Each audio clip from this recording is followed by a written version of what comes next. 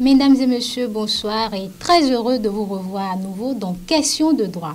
La ministre béninoise des Affaires sociales et de la microfinance, Véronique Toye-Fodé, a exhorté ce dimanche soir à Cotonou tous les acteurs qui militent en faveur de l'égalité des sexes au Bénin à envisager des mesures et actions encore plus innovantes, adaptées aux réalités socioculturelles du pays en vue d'éliminer les obstacles et accélérer le progrès.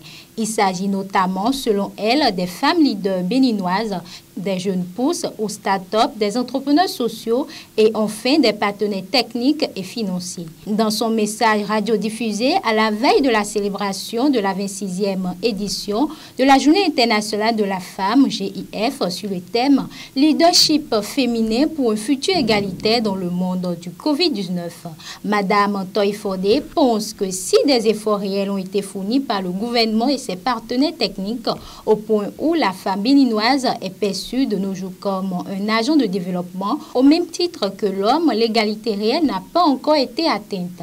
Notre environnement socioculturel n'est pas encore entièrement favorable à l'égalité homme-femme. Les femmes et les hommes n'ont pas encore atteint les mêmes droits sociaux, droits économiques, droits politiques. C'est pourquoi il importe d'innover en recherchant des outils toujours plus modernes de consolidation et de pérennisation des acquis, des investissements visant le renforcement du leadership féminin a-t-elle souhaité, déplorant une inégalité croissante entre les deux sexes. Les femmes sont sous-représentées dans les domaines de la science, de la technologie et de l'ingénierie. Cette sous-représentation constitue un obstacle qui les empêche d'être à l'origine ou d'avoir une influence déterminante sur les innovations nécessaires pour une transformation positive de la société, a-t-elle regretté. Ensuite, dialogue parents-enfants des OSC du Mali à l'école du Bénin. L'expérience béninoise en matière de dialogue parents-enfants inspire les organisations de la société civile du Mali. Une délégation malienne constituée de leaders religieux, de responsables d'ONG et de spécialistes en santé communautaire conduite par Aboubakar Bako, expert en santé, droits sexuels reproductifs à Corded, a pris part vendredi dernier à une séance d'échange d'informations et de partage d'expériences. Cette séance qui s'est déroulée à Kondi a porté sur le dialogue parents-enfants sur la sexualité des jeunes. Selon le président de l'association Coexister, Abou Karimou Bouraïman, il a été question d'exposer à la délégation malienne ce qui se fait de bien dans ce domaine au Bénin afin que cette expérience puisse faire école.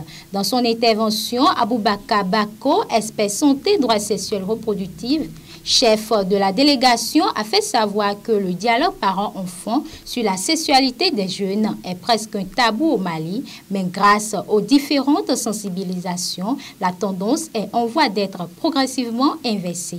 Afin de mieux relever les défis, la société civile du Mali a décidé de s'inspirer de l'expérience béninoise, notamment celle des leaders religieux, de coexister en la matière. Au thème des échanges, les membres de la délégation se disent aguerris et outillés pour relever les défis. Ensuite, la City International Seme City, en partenariat avec le Programme des Nations Unies pour le développement, organise depuis jeudi 4 mars 2021 une tournée nationale d'assistance à candidature du programme d'entrepreneuriat de Tony et Loumelou au profit des jeunes béninois qui désirent entreprendre dans différents secteurs d'activité. L'objectif de ces différents ateliers d'assistance qui seront tenus dans plusieurs villes du Bénin est, selon Anziz Yessoufou, responsable du pôle entrepreneuriat de croissance à Seme City, d'accompagner le maximum des jeunes entrepreneurs béninois à se démarquer dans l'édition 2021 du programme entrepreneurial de Tony et Loumelou. C'était aussi l'occasion pour les organisateurs d'attirer non seulement l'attention des participants sur l'existence de ce concours, des opportunités qu'il offre aux lauréats et aux candidats qualifiés, mais aussi de leur expliquer le dispositif mis en place pour les accompagner tout au long de leur candidature. Après Cotonou, c'était le tour de Porte-Novo. Les experts sont à présent dans les villes d'Abomey-Calavi, Boycon et d'Assazoumé. Les villes de Parakou et Lokossa, quant à elles, sont programmées pour le 10. Les jeunes entrepreneurs des villes de Natidengou et de Ouida seront entretenus le 12 mars.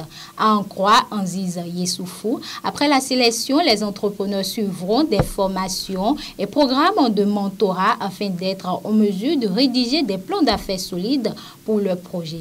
À la fin du programme d'entrepreneuriat de la Fondation Tony et Loumelou, ils participeront chacun à une épreuve finale de pitching pour l'opportunité d'amorcer de $5 000 pour accompagner le développement de leurs entreprises et pour à leur tour contribuer à la création d'emplois et de richesses au Bénin et en Afrique, a-t-il expliqué. Le Haut-Commissariat aux droits de l'homme de l'ONU a demandé vendredi aux autorités algériennes de mettre immédiatement fin aux violences contre les manifestants pacifiques et les arrestations arbitraires.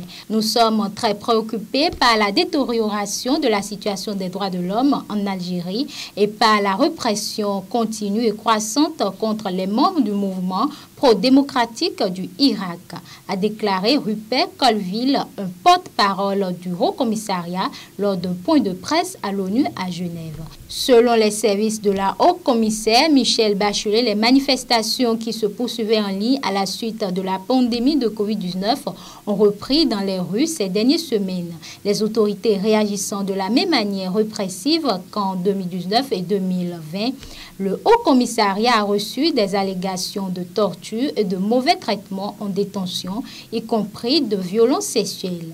Par conséquent, il appelle à cesser tout recours à la violence contre des manifestants pacifiques et à mettre un terme aux arrestations et détentions arbitraires.